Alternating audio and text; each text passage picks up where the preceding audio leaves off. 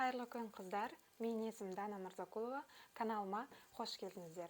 Бүгін сіздермен WuPyPy'дың цифра тортын жасап көрсететін боламын.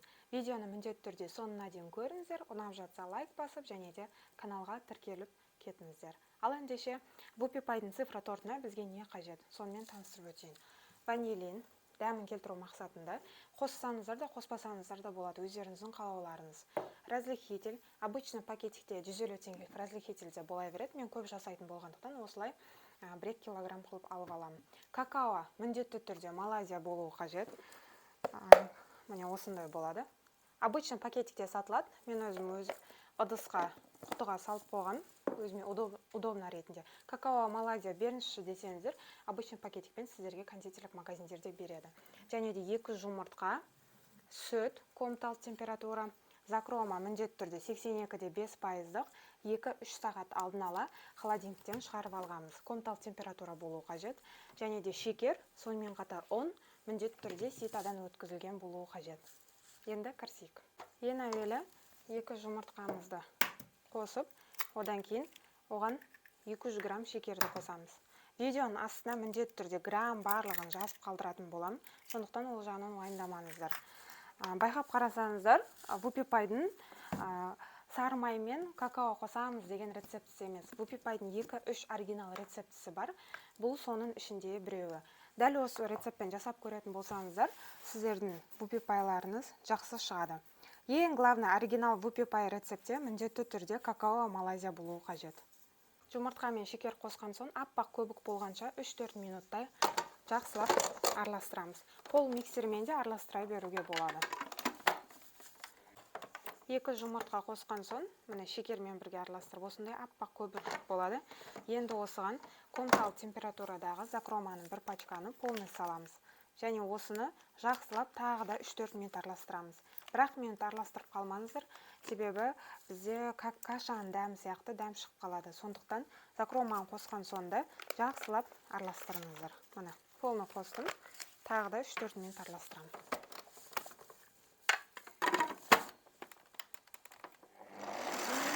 Міне, майды қосқан кезде, араласқан кезде осындай болуы қажет. Іртік-іртік еш нәрсе болмай, қараңыздар, аппақ как крем сияқты болады.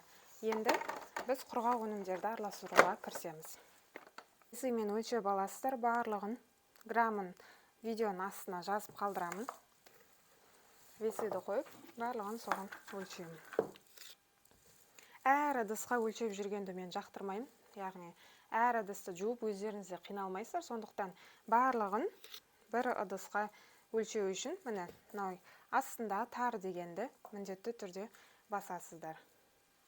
Одан кейін ванилин қосамын. Біраз қасық дәмін келтіру мақсатында. Міне, одан кейін ванилин қостым. Граммы көрінбейді бұл жерде қазір. Какаодан енді 50 грамм қосамын. Содан кейін құрғақ өнімдерді бір араластырамын. Какао міндетті түрде Малайзия қосыңыздар. Оған шоколад қоспаймыз, сондықтан міндетті түрде какао Малайзия қосылуы қажет. Какао, разрыхитель, ванилин, ұнды қостым, бір араластырып аламын. Міне. Енді осыған қазір мен жартысын қосамын, бір араластырамын. Одан кейін тағы да жартысын қосып, бір араластырамын. Ең соңында сүтті қосамын. Міне, ұндарды қосқан соң осындай құп-құрғақ болады, одан қорықпаңыздар, себебі біз ең соңында сүтті қосамыз, қайттан сұйық қалыпқа енеді. Осы кезде духовканы алдын ала қыздырып алыңыздар. Сүт қосқан соң, примерно бір тағы да 2-3 минуттай жақсылап миксермен араластырамыз. Сүт қосып, одан кейін араластырдық, осындай қоңырқай түсті болады. Қазір осы кезде тағы да какао қосып жібермеңіздер, себебі духовкаға салған соң бұл бәрібір қараяды. Кондитерский мешокқа астына банкама бір өздеріңізге ыңғайлы бір нәрсе алып алыңыздар. Одан кейін кондитерский мешок одноразовый. Осыған қазір біз тестамызды құйып шығамыз. Және де тефлоновый бумагаға, міне, біз тефлоновый бумагаға осылай 7 санын сызып алдық. Өздеріңізге қандай сан керек, соны сызып аласыздар. Трафареты деп аталады, кондитерлік магазиндерде осындай трафареты сатылады. Міне қараңыздар. мұны 300 теңге ма тұрады.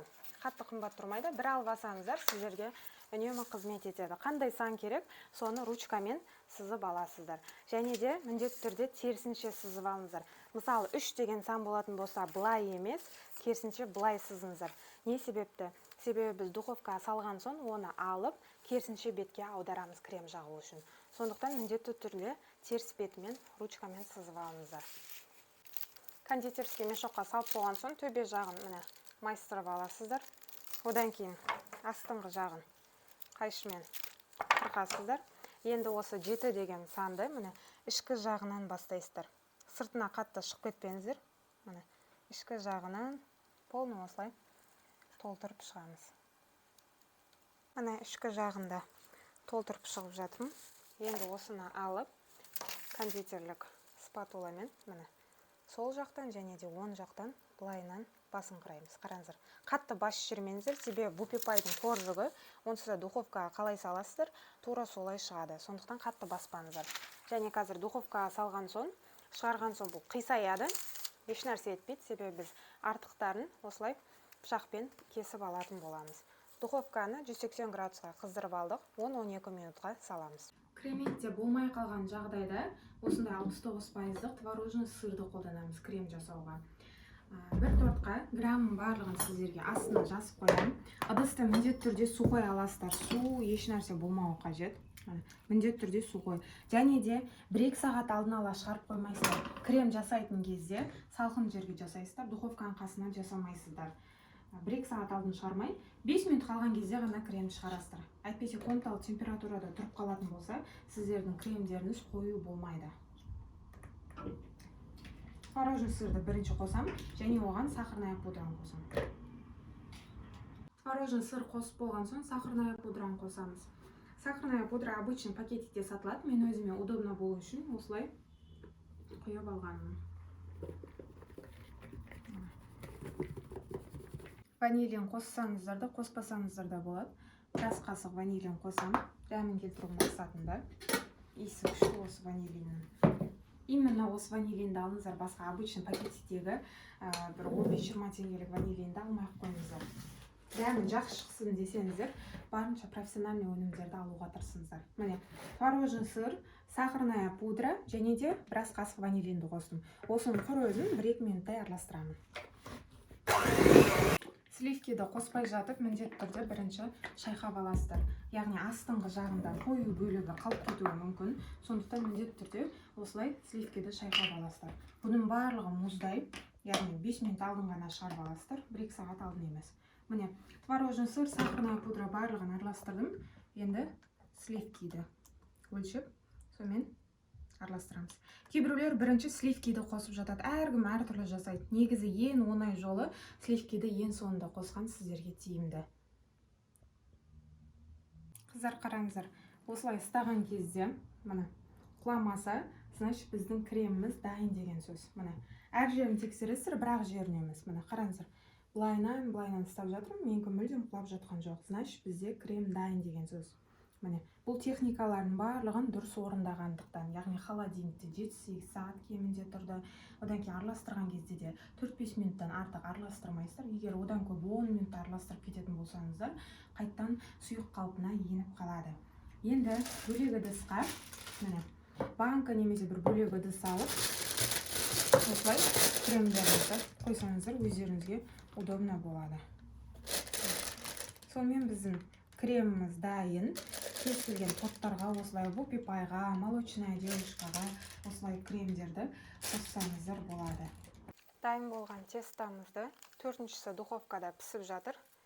Кесіп аласыздар шеткі жақтарын, артықтарын. Осы артығын трайфлыға қолдансаңыздар да болады. Міне көрдіңіздер ғой, духовкадан шыққан соң жан-жағы қисаяды, одан қорықпаңыздар. Осылай кесіп, ровно болып шығатын болады. Қоржығымызды енді қараңыздар, осылай тұрған кезде алып, бірден былай майыстырасыздар. Көрдіңіздер ғой, енді 7 деген сан осылай тура болып шықты. Көрдіңіздер ғой? Міндетті түрде кремді жағатын кезде осындай крем сіну үшін осындай тесік болады. Осы жерге жағасыздар. Егер бетіне жағатын болсаңыздар, сіздерге холодильникке 3-4 сағатта тұрса да сіздердің кремдеріңіз сінбей қатты болып қалады. Сондықтан міндетті түрде осылай кері бетіне жағасыздар. Енді 809 деген Whoopie Pie'дің насадкасын міне қондырып алдым. Кремді қостым. Енді барлығын былайынан жасап шығатын болам. Мына, қараңыздар. Жоғары, төмен, жоғары, төмен. Мына, жоғарғы жағын алып, майыстырып алдым. Енді жоғары, төмен. Мына қисайып кетсе қорықпаңыздар, былай торлап аласыздар. Ортасына осылай кремді жағып шығамын. Мына, кішкене басып шығамын. Қасықпен де жақсаңыздар болады бұны. Енді келесі коржығымызды жағып шығамыз. Қатты баспаңыздар, себебі егер ортасын қатты басатын болсаңыздар, шеткі жағы көтеріліп қалады. Енді екінші коржықты алып, дәл солай қойып шығамыз. Бөлініп қалса одан қорықпаңыздар, қазір креммен жауып бүлдіртпей жібереміз. Дәл осылай келесі слойларын да 4 слойды жасап шығамыз. Енді қайнататын ыдысты алып, сливки мен шоколадты ерітетін боламыз. Екеуін 100-100 қылам, яғни 100 грамм сливки, 100 грамм шоколадты қосамын. Және осыны газде немесе микроволновкада ерітіп аламын. Ерітілген сливки мен шоколадты барлығын бірден құймайсыздар, міне ақырындап құйыңыздар.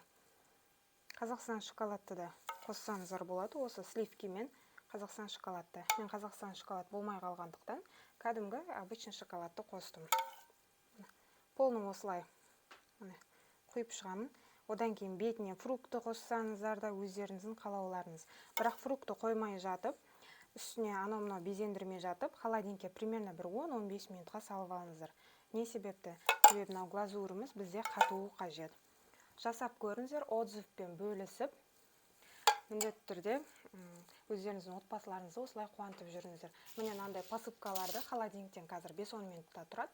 Одан кейін осындай посыпкаларды беткі жағына сеуіп шықсақ болады. Видео ұнаса лайк басып, комментарий қалдыруды ұмытпаңыздар. Тек қана 7 саны емес, егер 2 рет дәл осылай жасайтын болсаңыздар, жаңа рецепті 2 есеге көбейтесіздер. Мысалы 10 деген сан, 15 деген санды да жазсаңыздар болады. Просто рецепті 2 жұмыртқа болса, 4 жұмыртқа қылып 2 есе көбейтесіздер. Сәттілік баршаларыңызға. Ал ендеше келесі видеода жолығу үшін міндетті түрде лайк басып, және де комментарий қалдыруды ұмытпаңыздар.